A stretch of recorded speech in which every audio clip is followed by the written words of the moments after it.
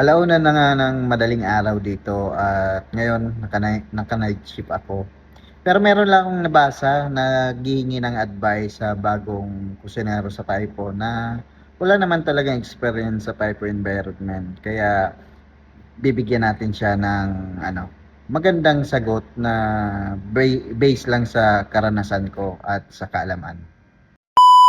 Ito ang advice ko para sa'yo at sa mga bagong kusinero sa Paipo na walang experience sa kitchen. Alam mo, kung isa ka sa bagong chef na papasok sa Paipo at wala ka pang experience sa mining camp kitchen, gusto kong sabihin sa'yo na normal lang ang kabahan. Sa totoo lang, halos lahat ng nasa Paipo ngayon dumaan din sa pagiging baguhan. Walang ipinanganak na marunong agad sa sistema ng Paipo. Ang una kong advice, iwan mo muna ang ego mo sa bahay.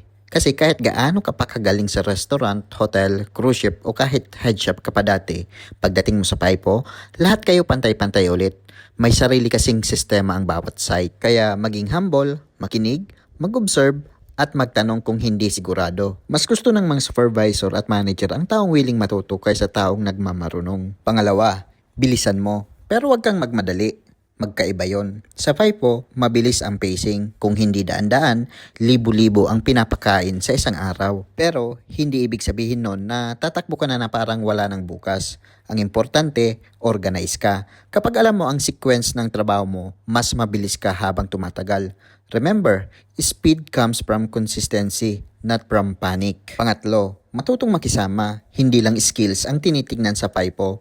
Napakalaking bagay ng attitude, respeto sa kitchen hand or utility, respeto sa nakakataas sa'yo at respeto sa kapwa mo chef. Dahil sa Paipo, parang pamilyar lang kayo. Magkakasama kayo sa trabaho, sa accommodation, minsan pati sa bus at eroplano. Kapag mahirap kang pakisamahan, mabilis kang mapapansin. Pero kapag magaan kang katrabaho, mas gugustuhin kang makasama ng buong team. Pang-apat, huwag kang matakot magkamali. Oo, magkakamali ka. Lahat kami nagkamali. May maling tray, may maling label, may nakalimutang garnish, may overcook, may undercook. Ang importante, hindi mo inuulit. Every mistake is a lesson, hindi failure. Training lang yan. Panglima, alagaan mo ang katawan mo. Minsan 10 hanggang 12 oras ang shift. Mainit, pagod, paulit-ulit ang kilos. Kaya matulog kapag may oras at pagkakataon. Uminom ng maraming tubig, kumain ng maayos at wag puro energy drink ang aasahan. Kapag bumigay ang katawan mo, mahihirapan kang mag-perform. Pang-anim, matutong tumanggap ng feedback at criticism. Sa FIFO, may mga supervisor, head chef o sous chef na itatama ang trabaho mo. Minsan, maayos nilang sasabihin. Minsan, diretsahan. At minsan, pakiramdam mo, napapahiya ka. Pero tandaan mo, huwag mong personalin agad. Sa kusina, lalo na sa FIFO, ang feedback ay para mapabuti ang kalidad ng trabaho at para pare-pareho ang standard ng buong team. Hindi ibig sabihin na pinapagalitan ka dahil ayaw nila sa'yo. Mas isipin mo na bawat correction ay isang pagkakataon para mas gumaling ka. Ang totoong problema ay hindi ang mapagsabihan. Ang totoong problema ay kung paulit-ulit mong ginagawa ang parehong mali dahil ayaw mong tumanggap ng correction. Maging open sa feedback at kapag may natutunan ka, i-apply mo agad sa susunod. Makikita mo, mapapansin din ng mga supervisor ang improvement mo.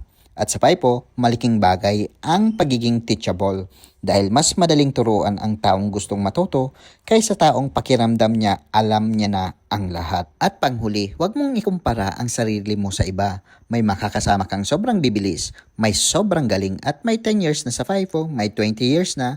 Hayaan mo sila. Ang kalaban mo lang ay ang sarili mo kahapon. Every swing dapat may natuturunan kang bago. Every roster dapat mas gumagaling ka. Hindi mo kailangan maging pinakamagaling agad. Ang kailangan mo lang, mas maging magaling kaysa noong una kang pumasok. At gusto kong tapusin ito sa isang bagay na sana itandaan mo. Hindi ka nila hinire para alam mo na ang lahat. Hinire ka nila dahil nakita nilang kaya mong matuto. Kaya kung papasok ka sa FIFO na walang experience, huwag kang matakot. Lahat ng expert ngayon, naging beginner din noon. Sipagan mo, maging humble, makisama at araw-araw i-improve lang ng i-improve. Baka sa susunod na taon, ikaw naman ang nagbibigay ng advice sa mga bagong chef. Good luck sa'yo, chef. Kaya mo yan. Muli, ako si Kusinerong Mayor na laging nagsasabing, trust the process. Paalam!